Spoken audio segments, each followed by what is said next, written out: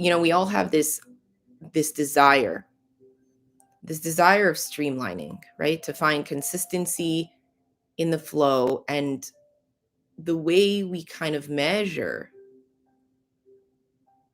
if flow is successful is usually by the return.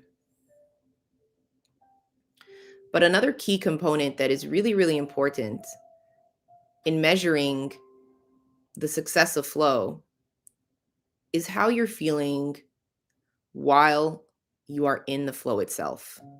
So rather than desiring the after effect, the future, just being completely present in that space, but really loving what you're doing and feeling vibrant and wanting to be in that task. So there are tasks that we love to do, and there's tasks that we hate to do. And there's tasks that we don't have a choice. And there's tasks that we just mindlessly do. But if we're connecting the spirit, if we're connecting the neshama to everything we do, if we're connecting ourselves to everything we do, to harness that, we have to harness this sense of flow. And this sense of flow is like a connection, like a pipeline without any kinks in it. A really great example of this is in the breath itself. The less tense we are, the more flow we'll feel. And this is where the exercise of kavana comes in. So with everything, any tasks that we want to do, it requires a sense of training. The amount of work that goes into the daily practice to achieve this peace and serenity at the end of the week, which is Shabbos, where we're able to take in the bracha,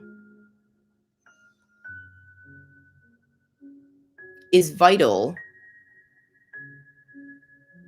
in the sense that what happens during the week, if we are connected to it, we will actually be able to reap those experiences and really be able to take it in. But it takes practice and flow. But then when we go back to Sunday, it takes us time to get back into our week. And for a lot of us, we get frustrated. We get frustrated transitioning from a simcha to real life, from a traumatic event back into our daily flow. We have challenges transitioning from one task to the other. So the first thing we need to ask ourselves is, am I doing too much? Now, some things are done by choice and some things we have no choice. And then there's another category, and that is the part where we think we have no choice, but we actually do have a choice. All of this requires training and patience. To be able to streamline our day, where we're able to feel that flow and really connect, we need tools. And like muscles, it's something that we build. And I always come back to the concept of interior design. If we are organizing a closet, right, we have to understand the function, right? So form, any form that's created, we have to understand what is the function of this form. For a lot of us, we are very busy. The word busy is used multiple times a day. But at the end of the day, there's this sense of lack of fulfillment, or something like your day is pushing you. When we step back a moment and understand that Hashem is running the day, right? There's this sense of divine intervention. Number one, you will have this sense of support that will anchor your day. That sense of support can be the foundation of your day.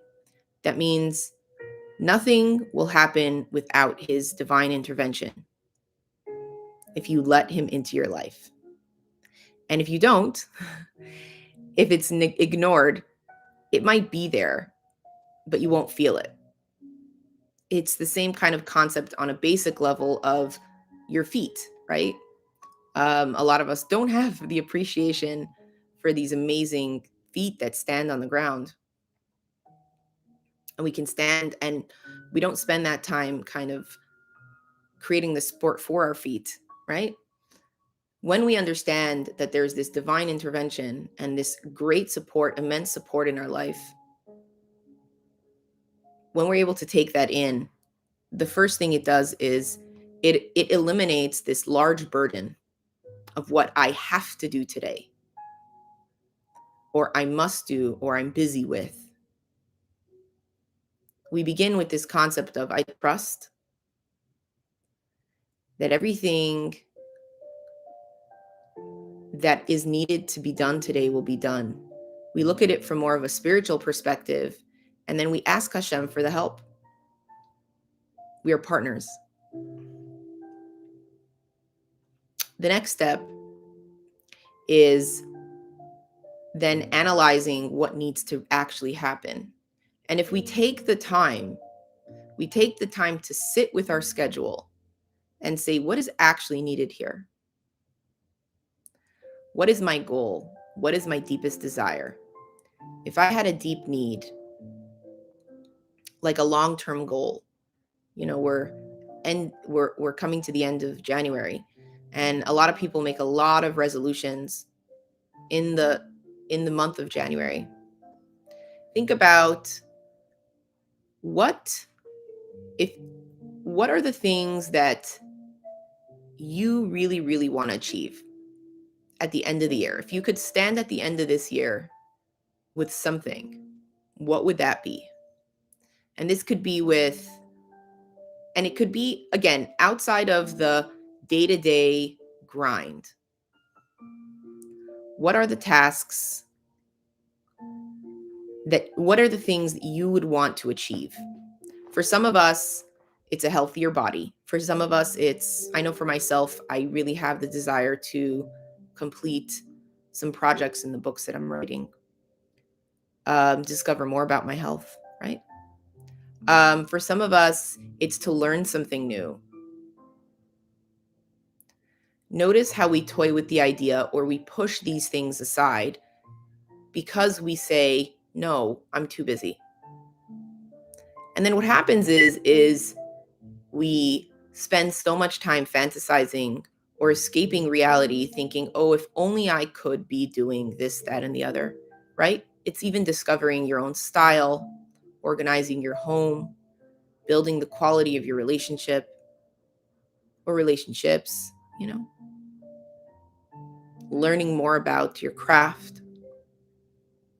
And think about the time that we take to push that aside.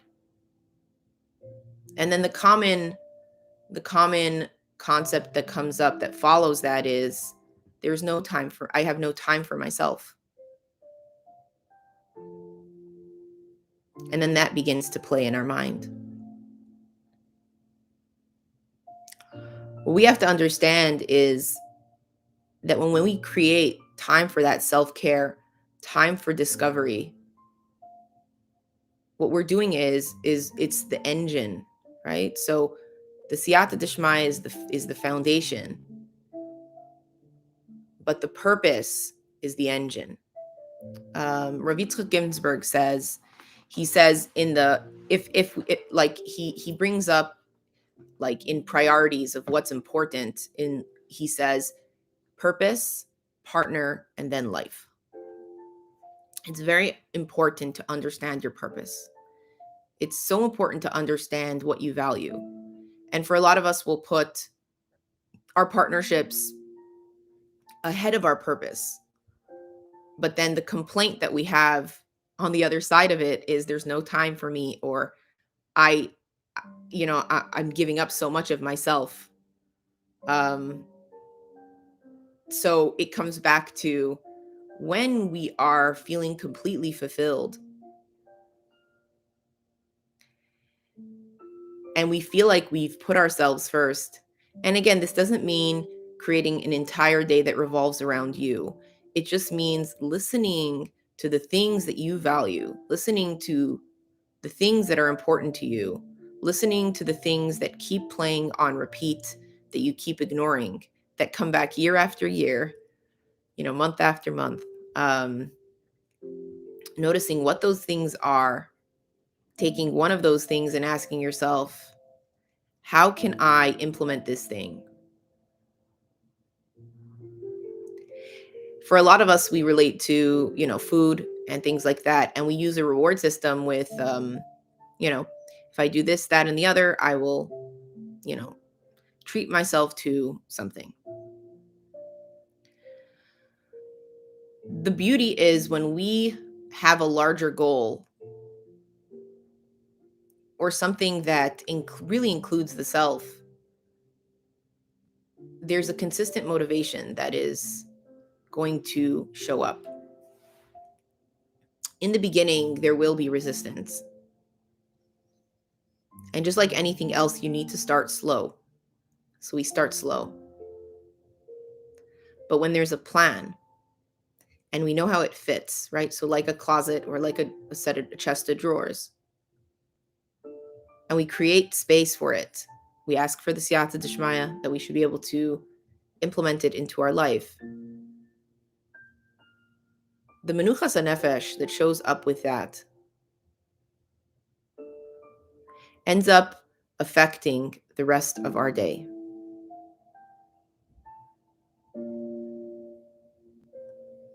Because we feel taken care of. There's usually less resistance when we are doing other tasks because we feel whole and complete and balanced. So I shared a post yesterday about balance and meaning and the importance of balance in our life. When we are feeling completely balanced, there's a sense of accuracy that is attached to the meaning that surfaces. The sense of meaning will always arise because the brain, from neuroscience, we know that the brain will attach meaning to everything. On a good day, the perspective of meaning, we have a very meaningful, positive charge connected to our day. On a day that we're feeling a little bit more down or negative, the charge is negative. We attach more of a negative meaning to the day. So when we understand that balance comes before meaning, as in if we focus on balance and flow, right? So we come back to, there has to be a balance where we apply ourselves and include ourselves into our experiences.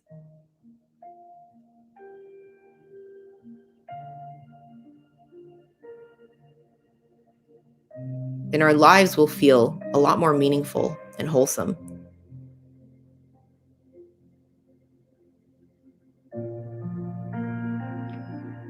So I want you to take a moment here to soften into your space and notice if there is something in your life that's at the forefront of your achievements that you want to achieve or you want to connect to or you're curious about. Notice the meaning that's attached to it right now. For a lot of us, if there's a lot of commentary, positive or negative commentary, depending on the space we come from, the people in our lives, and if we've been holding off in exploring that thing that we want to explore, a lot of times it has to do with not balancing our life and the negative meaning attached to it. So take a moment here. That window is still open. Inhale into your body. Invite the oxygen in. Notice the sensation that's attached to having permission to explore or build on something you genuinely desire. And if you had full permission to step into that space, here in a balanced space, after you've been sitting here for a while, allowing things to flow, sit within that sensation.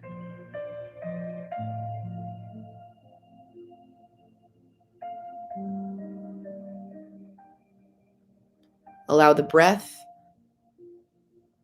to move through you.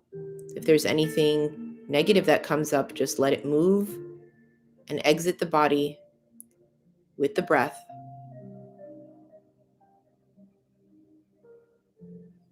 Let that warmth within really find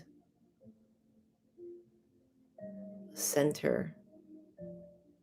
Let it spread. Allow yourself to feel that nurturing. Something really great that I experienced in the last few weeks, which was such a wonderful feeling for me. I had a few simchas that happened, and whenever there are simchas, there's also a lot of tension that can possibly arise. But every time we have a simcha or a Shabbos comes around, we can consciously make this decision to pause. And if we've prepared right, when the simcha shows up or Shabbos shows up, we enter that space and we're able to take in this shefa, this abundance, the spiritual abundance, the spiritual nurturing. And we're able to bask in it, really soak ourselves in it, allow ourselves to be present and really connect to it.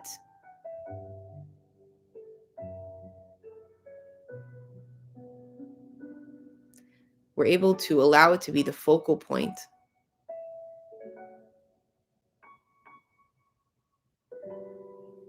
And not allow the other things to distract us. With the understanding that when we're able to connect on that level, and we're able to carve out that time after understanding what taking time for ourselves looks like, right? Because in a day-to-day, when we take that time to understand purpose, when we get to Shabbos, we get to a simcha, we're able to prioritize it. We're able to identify it, right? It's just the same with love of a parent, right? If a child's belief in the world and in God is usually reflected on the relationship he has with his parent, right? So parents are the foundation of understanding relationships and siblings, and then the people in our lives as we build through.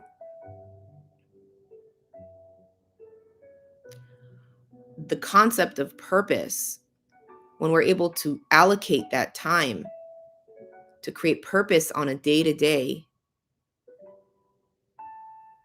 and make and isolate that time for ourselves when we get to Shabbos, even though there's a lot going on and the word busy is at the forefront, we're able to select that intimate space for ourselves among the chaos because we've built that muscle.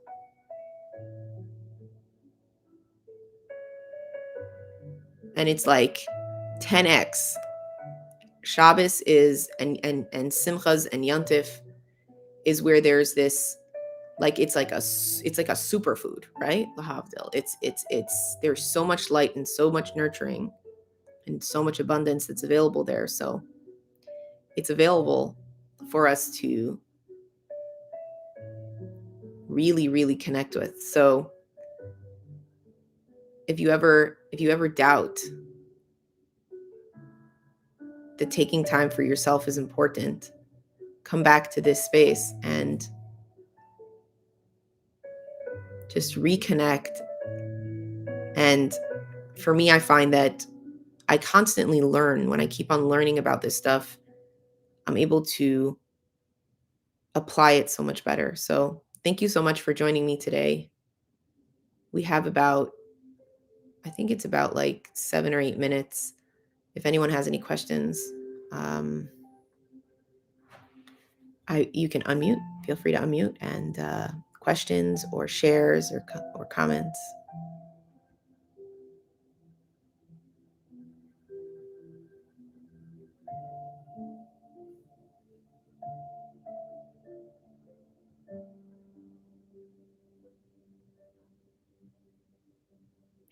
Hi, good morning. Hi, Deveri. How are you? Good. I wanted to say thank you so much for this meditation this morning. Such a treat, such a gift to be able to have this time and space for myself before, the winding down for Shabbos. Well, I'm so grateful. I'm so